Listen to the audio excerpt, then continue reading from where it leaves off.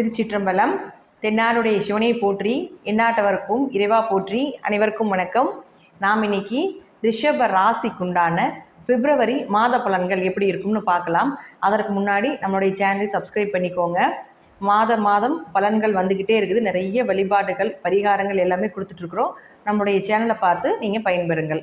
ரிஷப ராசி அப்படின்னு எடுத்துக்கிட்டாலே உங்களை யார் ஆள்கின்றார் அப்படின்னு பார்த்துட்டிங்கன்னா சுக்கிரன் தான். உங்களுடைய நிலைகள் என்ன, நீங்கள் இந்த பிரிவில் எதற்காக பிறந்திருக்கிறீங்க அப்படிங்கிறது நம்மளுடைய லக்னம், நம்மளுடைய ராசி முடிவு பண்ணும்.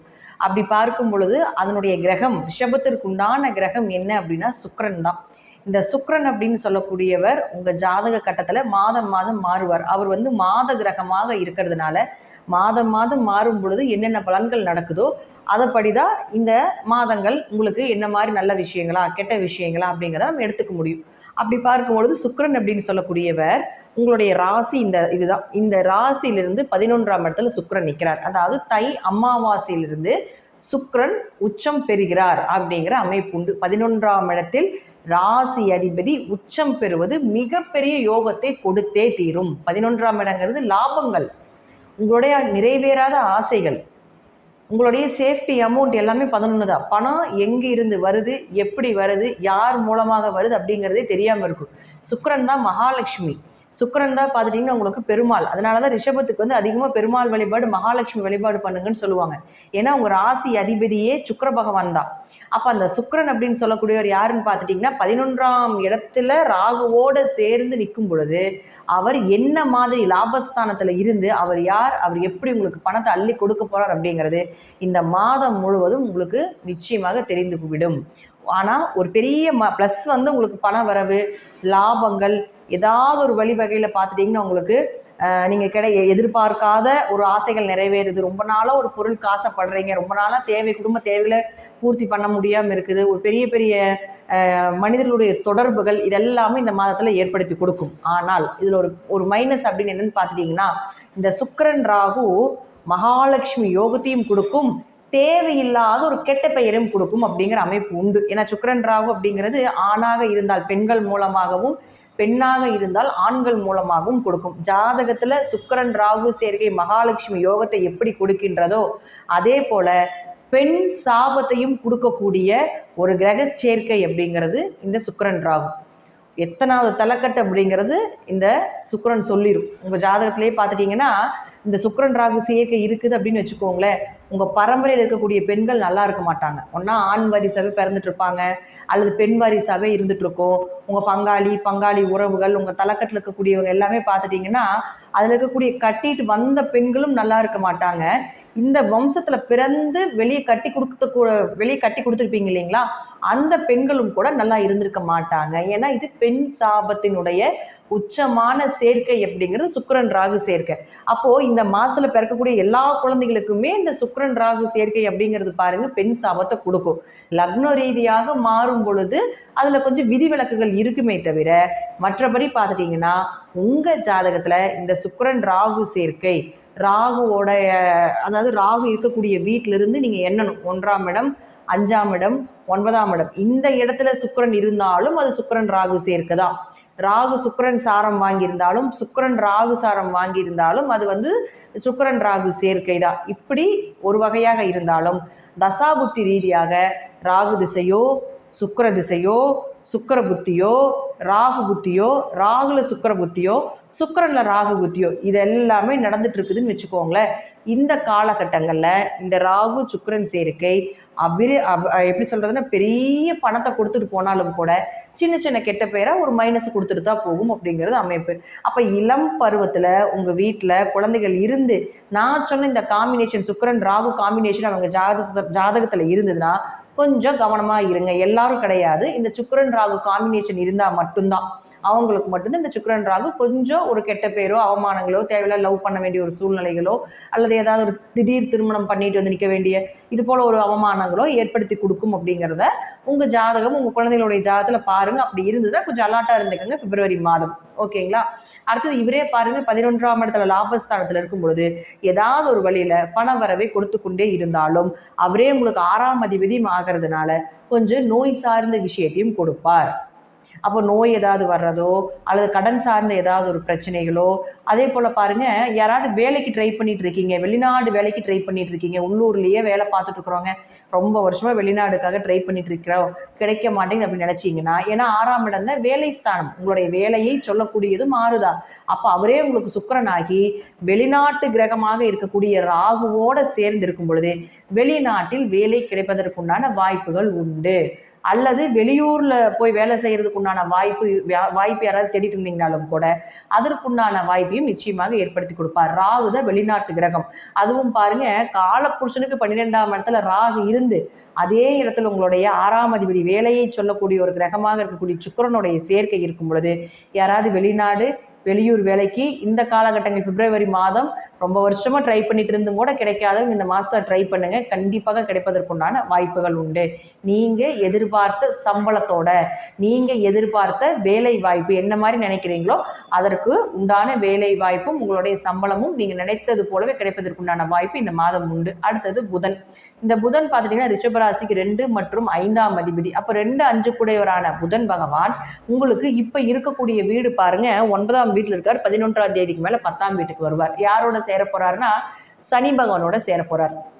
இந்த சனி புதன் காம்பினேஷன் அப்படிங்கிறது பார்த்துட்டீங்கன்னா ஃபினான்ஸ் தொழில் பண்ணுவீங்க இல்லைங்களா, அப்படி இருக்கக்கூடியவங்க, கலைகள் சார்ந்த தொழில் இருக்கக்கூடியவங்க, பேச்சால வெற்றி அடையக்கூடியவர்கள், பேச்சைவே வாக்கே தொழிலாக இருக்கக்கூடிய வக்கீல் சார்ந்தது, இசைகள் சார்ந்த சம்மந்தப்பட்டதில் வாயால் தொழில் செய்ய ஜோதிடர்களாக இருக்கலாம் அல்லது வாக்கு சொல்கிறவங்கள யாராக இருந்தாலும் ரிஷபராசிக்காரர்கள் 10ஆம் இடத்தில் சனி பகவான் ஆட்சி பலம் பெறும் பொழுது பெற்றுட்டு இருக்கக்கூடிய ஒரு காலகட்டங்களில் தொழில் நல்லா இருந்துட்டு இருக்கும். அப்போது அவரே உங்களுக்கு 2ஆம் அதிபதி தனஸ்தானாதிபதியாக இருக்கக்கூடிய புதன் 10 குடையவரோட சேரும் பொழுது தொழிலில் அபரிவிதமான வளர்ச்சியை ஏற்படுத்தி கொடுத்துரும்.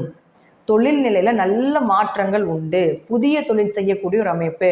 இப்ப தொழில் டல்லாக இருந்தாலும் கூட தொழில் ஒரு நல்ல தொழில்காரகனே சனி பகவான் தான் தொழில் ஸ்தானத்தில் இருந்துட்டு இருக்கார். அப்ப அவரோட சேர்ந்து தனஸ்தானாதிபதி புதன் சேரும் பொழுது நிச்சயமாக உங்களுக்கு அது தனஸ்தானாதிபதி மட்டும் கிடையாது, உங்களுடைய பூர்வ புண்ணிய ஸ்தானாதிபதி 5ஆம் அதிபதினு சொல்றோம். அவர் தான் அவருடைய பூர்வ புண்ணியத்தை கொடுக்கக்கூடியவர். அப்ப அவரோட அவர் சேரும் பொழுது நிச்சயமாக இந்த சனியும் புதனும் சேர்க்கை வியாபாரத்தில் நல்ல வளர்ச்சியை கொடுத்துரும். நீங்க என்ன தொழில் பண்றீங்களோ அதுல நல்ல வளர்ச்சி, அதுல இருக்கக்கூடிய நுணுக்கங்களை உங்களுக்கு காட்டிடும். இதுதான் விஷயம், இதுல இப்படிதான் ஜெயிக்கணும், இதற்குண்டான விஷயங்கள் இதுதான் அப்படிங்கிறத தெளிவாக காட்டி கொடுத்துட்டு போயிடும். அப்ப இந்த சனி புதன் சேர்க்கை அப்படிங்கிறது வியாபாரத்தில் மிகப்பெரிய வளர்ச்சியும் தொழிலில் நல்ல லாபத்தையும் கொடுக்கக்கூடிய ஒரு அமைப்பும் இந்த சுக்கிரன் ராகும் சனி புதன் சேர்க்கையும் ஏற்படுத்தி கொடுக்கும்.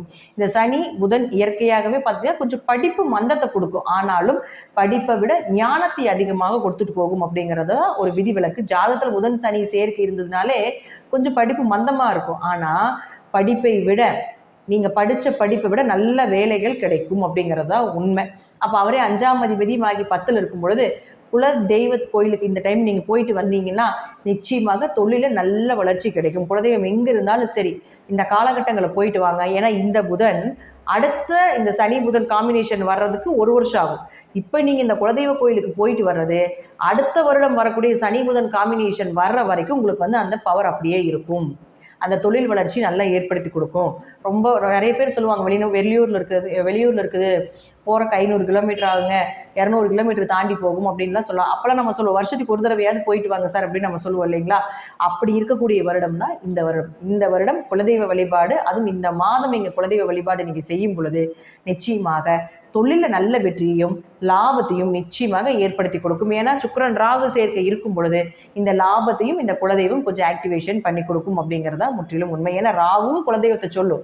நம்ம பிரசனம் போடும் பொழுதோ சோழி பிரசனம் பார்க்கும் பொழுது ராகுவை வச்சும் குலதெய்வத்தை நம்ம எடுப்போம். அப்போ ராகு குலதெய்வத்துக்கு ஒரு முக்கியமாக பங்கு வகிக்கக்கூடிய ஒரு கிரகம். அப்போ உங்களுடைய ராசி அதிபதி சுக்கிரன் ராகுவோட இருக்கும் பொழுதும் உங்களுடைய 10ஆம் அதிபதி தொழில்காரகனாக இருக்கக்கூடிய சனி பகவானோட பூர்வ புண்ணிய ஸ்தானாதிபதியாக இருக்கக்கூடிய புதன் சேர்க்கை ஏற்படும் பொழுதும் குலதெய்வ வழிபாடு செய்தீர்கள் என்றால் இந்த வருடம் முழுவதும் உங்களுக்கு தொழிலுக்கும் லாபத்துக்கும் குறைவில்லாமல் இருக்கும் அப்படிங்கிறதா முற்றிலும் உண்மை. அடுத்தது பாருங்க, உங்களுக்கு சூரியன். இந்த சூரியனானவர் உங்களுக்கு 9ஆம் வீட்டில் இருந்தாலும் அடுத்தது 10ஆம் வீட்டுக்கு 12ஆம் தேதிக்கு மேலே போக போறார். அப்போ 4ஆம் அதிபதி சுகஸ்தானாதிபதி போய் 10க்கு போகும் பொழுது உங்களுக்கு அது சுகஸ்தானம் மட்டும் கிடையாது, தாய், உங்களுடைய ஆரோக்கியம், உங்களுடைய வண்டி வாகன யோகங்கள் இதெல்லாமே 4ஆம் இடம் தான். அவர் சனி பகவானும் பார்த்தீங்கன்னா உங்களுக்கு வாகனத்தை குறிக்கக்கூடிய கிரகம் தான் சனி பகவான். அப்போது பெரிய பெரிய வாகனங்கள் எல்லாமே செவ்வாயை குறிக்கும். அதில் இருக்கக்கூடிய இரும்பு, அதில் இருக்கக்கூடிய பார்ட்ஸ் எல்லாமே வந்து சனி தான். இரும்புக்கு சொந்தக்காரர் சனி பகவான் தான். அப்போ அவரோட சேர்ந்து இந்த சூரியன் சேரும் பொழுது நிச்சயமாக உங்களுக்கு வீடோ சொத்துக்களோ வண்டி வாகனங்களோ வாங்கக்கூடிய ஒரு அமைப்பை நிச்சயமாக ஏற்படுத்தி கொடுப்பார் அப்படிங்கிறத உண்மை. ஆனால் சூரியன் சனி காம்பினேஷன் அப்படிங்கிறது இயற்கையாக பொதுவான விதி அப்படி என்னன்னு பார்த்தீங்கன்னா, ஆண் ஜாதகமாக இருந்தால் சூரியனும் சனியும் சேர்ந்தால் அப்பாவும் பையனுக்கும் எப்பொழுதுமே பிரச்சனையாகவே தான் இருக்கும். இது வந்து உங்கள் ஜாதகத்தில் பாருங்கள், சூரியன் சனி சேர்க்கை இருந்ததுன்னா சம்பந்தமே இருக்க சண்டை வந்துடும். வீட்டில் சும்மா பேசிகிட்டு இருப்பாங்க, பையனுக்கு அப்பாவுக்கு சண்டை வந்துடும். ஒரே வீட்டில் சூரியனும் சனி சேர்ந்துருந்தா ஒரே வீட்டில் அப்பாவும் பையனும் இருக்கவே முடியாது. ஒன்றா அப்பா வளருவார், இல்லைன்னா பையன் வளருவாங்க. இதே கோச்சாரப்படி வரும் பொழுது கொஞ்சம் வீட்டில் இருக்கக்கூடியவங்க உங்கள் ஜாதகத்தில் சனி சூரியன் சேர்க்கை இருக்குதுன்னா இந்த காலகட்டங்களில் கொஞ்சம் பிரச்சனைகள் அதிகமாகும் அப்படிங்கிறது அமைப்பு உண்டு அப்பாவுக்கும் பையனுக்கும். இதே பெண் ஜாதகமாக இருந்தால் அப்பா மேலே ரொம்ப பாசமாக இருப்பாங்க. அப்படி நேர் ஆப்போசிட். ஏன்னா ஜாதகம் ஆணுக்காக இருந்தால் ஒரு பலனும் பெண்ணுக்காக இருந்தால் ஒரு பலனையும் இந்த கிரகங்கள் பாவித்து கொடுக்கும். அப்போது சூரியன் சனி சேர்க்கை ஒரு பெண்ணுடைய ஜாதகத்தில் இருந்துச்சுன்னா அவங்க அப்பா மேலே ரொம்ப பாசமாக இருப்பாங்க. அப்பா விட்டு பிரிஞ்சே இருக்க மாட்டாங்க. அப்பா மூலமாக நிறைய லாபங்களும் அவர்கள் மூலமாக நிறைய ஒரு நல்ல விஷயங்களும் கொடுத்துக்கிட்டே இருக்கும். அது வந்து இந்த சனியும் சூரியனும் பெண் ஜாதகத்தில் இருந்தால். ஆண் ஜாதகத்தில் அப்படியே ஆப்போசிட். ஒரே வீட்டில் கூட இருக்க முடியாது, நேருக்கு நேர் பார்த்துக்க கூட முடியாது, நிம்மதியாக உட்காந்து சாப்பிட கூட முடியாது. ஏதாவது ஒரு வகையில் சண்டை வந்துட்டே இருக்கும். அப்படி அவர்களுக்குள்ள சண்டை வரலினாலும் கூட வேற யாரோ ஒருத்தர் மூலமாக சண்டை வந்து அவங்க குடும்பத்தில் பெரிய பிரச்சனையை கொண்டு வரும். இது வந்து சனி சூரியனுக்கு ஒரு உங்கள் ஜாதகத்தில் இது இருந்ததுன்னா டெஸ்ட் பண்ணி பாருங்க, கண்டிப்பாக இருக்கும். அப்போ இந்த மாதத்தில் சனி சூரியன் உங்கள் ஜாதகத்தில் இருந்தால் கொஞ்சம் கவனமாக இருங்க. அப்பா உறவுகள் மூலமாக, மகன் உறவுகள் மூலமாக கொஞ்சம் கவனமாக இருந்து பேச்சுவார்த்தையில் கவனமாக இருங்க அப்படிங்கிறது தான் உண்மை. அடுத்தது பாருங்க, உங்களுடைய ஜாதகத்துக்கு செவ்வாய். இந்த செவ்வாயானவர் பாருங்க 7 மற்றும் 12ஆம் அதிபதி. இந்த 7ஆம் அதிபதி மற்றும் 12ஆம் அதிபதியான செவ்வாய் 2ஆம் வீட்டில் வக்கரத்தில் இருக்கிறார். அப்போ 7 கூட வக்கரத்தில் இருந்ததுன்னா கணவன் மனைவிக்குள்ள கொஞ்சம் பிரச்சனை, கணவன் மனைவி கொஞ்சம் பிரிந்து வாழ வேண்டிய ஒரு சூழ்நிலைகளோ அல்லது பேச்சால பிரச்சனைகளோ இதெல்லாம் சந்தித்து கொண்டு இருப்பீர்கள் அப்படிங்கிறது தான் உண்மை. இப்போ அந்த வக்ர நிவர்த்தி அப்படிங்கிறது 24ஆம் தேதிக்கு மேலே ஆகுது. அப்போ இந்த 24ஆம் தேதிக்கு மேலே 7ஆம் அதிபதி 2ஆம் வீட்டில் இருந்தால் மனைவி அல்லது மனைவி உறவுகள் மூலமாக கணவன் அல்லது கணவன் உறவுகள் மூலமாக உங்களுக்கு பண வரவுகள் உண்டு. 7-2 தொடர்பு ஏற்பட்டால் திருமணம் சார்ந்த விஷயங்கள் உங்களுக்கு கை கொடுக்கும். நீங்க எதிர்பார்த்த வரன், நல்ல வசதி வாய்ப்போட வரன்கள் வர்றதுக்கு உண்டான வாய்ப்புகள் உண்டு அப்படிங்கிறது அமைப்பு. அப்ப அவரே 12ஆம் அதிபதியாகி 2ஆம் வீட்டுக்கு வரும் பொழுது வெளிநாட்டு பணமோ வெளியூர் பணமோ உங்க கை வந்து சேரும். 12ங்கிறது வெளிநாட்டு கிரகம் 2ல் போயிருந்ததுன்னா ஏதாவது ஒரு வழியில வெளிநாடு பணம் உங்களுக்கு வருவதற்குண்டான வாய்ப்புகள் உண்டு. தீர்த்த யாத்திரையோ அல்லது ஏதாவது ஒரு வெளிநாடு சுற்றுலாவுக்காகவோ உங்களுடைய பணம் கொஞ்சம் விரயமாகிறதுக்கு உண்டான வாய்ப்பையும் ஏற்படுத்தி கொடுக்கும் அப்படிங்கிறத உண்மை. 7-12 தொடர்பு ஏற்பட்டு 2ஆம் வீட்டில் இருக்கும்போது குடும்பத்தில் இந்த 24ஆம் தேதி வரைக்கும் கொஞ்சம் பேச்சில் கொஞ்சம் கவனமாக இருங்க ரிஷபராசி அன்பர்களே. அடுத்தது குரு. இந்த குரு பாருங்க உங்களுடைய ராசிக்கு 8 மற்றும் 11ஆம் அதிபதி. அஷ்டமாதிபதியும் அவருதான், லாபஸ்தானாதிபதியும் அவருதான். கெடுதலையும் கண்டத்தையும் கொடுப்பது குருவே தான், லாபத்தையும் ஆசையும் சந்தோஷத்தையும் கொடுக்கறது குரு தான். அப்போ இந்த 2ல எப்படி இருப்பார் அப்படிங்கிறது அமைப்பு உங்க ஜாதக ரீதியா. அப்போ இந்த குரு அப்படின்னு சொல்லக்கூடியவர் அஷ்டமாதிபதி லக்னம் மாரி வக்ரமாக இருக்கிறார். அப்போ வக்ர நிவர்த்தி எப்போ பெறுகிறார் அப்படின்னா பிப்ரவரி 4ஆம் தேதிக்கு மேலே. அப்போ பிப்ரவரி 4ஆம் தேதிக்கு மேலே லாபஸ்தானமும் 8ஆம் அதிபதியும் அஷ்டமாதிபதியும் சொல்லக்கூடிய குரு உங்களுடைய ராசிக்குள்ள இருந்து சிறு கெடுதல்களை செய்துட்டு இருந்தாலும் கூட 4ஆம் தேதிக்கு மேலே வக்ரம் நிவர்த்தி ஆகும் பொழுது எதிர்பாராத பணவரவு, எதிர்பாராத லாபங்கள், நிறைய ரகசியங்கள் தெரிய வர்றது, திடீர் பணவரவு, திடீர் அதிர்ஷ்டங்கள், திடீர் லாட்ரி யோகங்கள், திடீர் ஷேர் மார்க்கெட் யோகங்கள் இதெல்லாமே நிச்சயமாக கிடைப்பதற்குண்டான வாய்ப்பு இந்த ரிஷபராசிக்கு இந்த மாதம் 4ஆம் தேதிக்கு மேலே நடக்கும் அப்படிங்கிறதுல மாற்றமே இல்லை.